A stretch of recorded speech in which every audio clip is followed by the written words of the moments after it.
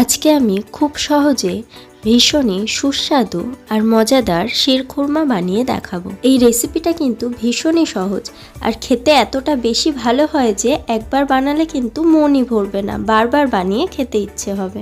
নমস্কার বন্ধুরা, welcome to my channel Pupi's world. Sheer khurma বানানোর জন্য আমি এখানে 80 গ্রাম ভাজা সেমাই নিয়ে নিয়েছি আর ওই একই বাটি মেপে 1 বাটি পরিমাণ নিয়ে নিয়েছি চিনি।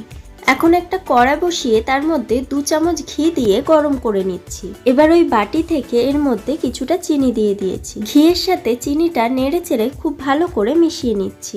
এবার এই চিনিটা দিয়ে আমি ক্যারামেল তৈরি করে নেব। অনেক সময় ক্যারামেল তৈরি করতে গেলে পুড়ে যায়। ক্যারামেল তৈরি করার সময় ঘিয়ের সাথে এভাবে চিনিটা নেড়ে নিলে ক্যারামেলটা কিন্তু কখনোই পুড়ে যায় না। এখন দেখো চিনির কালারটা অনেকটা পাল্টে গেছে। এই সময় আমি দুধ দিয়ে দিচ্ছি। তোমরা পুরো চিনিটা গলিয়ে ক্যারামেল বানিয়ে তারপরেই দুধটা ঢালতে পারো, কিন্তু আমি এভাবেই করছি, এতেও কিন্তু স্বাদটা খুবই ভালো আসে। এখন দুধের মধ্যে 2টো এলাচ ফাটিয়ে দিয়েছি আর ভাজা সিমাইটা দিয়ে মিশিয়ে নিচ্ছি। এখন সিমাইটা দুধের মধ্যে কিছুক্ষণ ফুটিয়ে নেব যাতে সিমাইটা সেদ্ধ হয়ে যায়। দেখো সিমাইটা কিন্তু এখন অনেকটা সেদ্ধ হয়ে গেছে।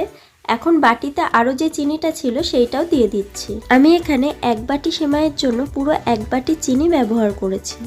এখানে আমি কিছু ড্রাই ফ্রুটস নিয়ে নিয়েছি, কাজু, কিশমিশ আর পেস্তা। তোমরা চাইলে আরো কিছু ড্রাই ফ্রুটস অ্যাড করতে পারো। সেমাইয়ের মধ্যে ড্রাই ফ্রুটস গুলো দিয়ে আমি মিশিয়ে নিচ্ছি। সেমাইটা সেদ্ধ হয়েই গেছে। এবার গ্যাসের ফ্লেমটা মিডিয়াম টু হাইতে রেখে কিছুক্ষণ ফুটিয়ে নিয়ে নামিয়ে নেব। তাহলে দেখলে তো এই শিরখুরমা বানানো ঠিক কতটা সহজ আর এর স্বাদ এতটাই ভালো হয় যে বারবার বানিয়ে খেতে ইচ্ছা করবে, একবারে মনই ভরবে না। একটা প্লেটে আমি শিরখুরমাটা বেড়ে এনেছি। এবার এর ওপরে কিছুটা চেরি কুচি দিয়ে আমি সাজিয়ে নিচ্ছি। তোমাদেরকে বলবো অবশ্যই বাড়িতে একবার এভাবে শিরখুরমা বানিয়ে দেখো। আর রেসিপি কেমন লাগলো কমেন্ট করে জানিও। ভিডিওটা ভালো লাগলে লাইক, শেয়ার, সাবস্ক্রাইব করে পাশে থেকো। দেখা হবে অন্য কোনো রেসিপি নিয়ে।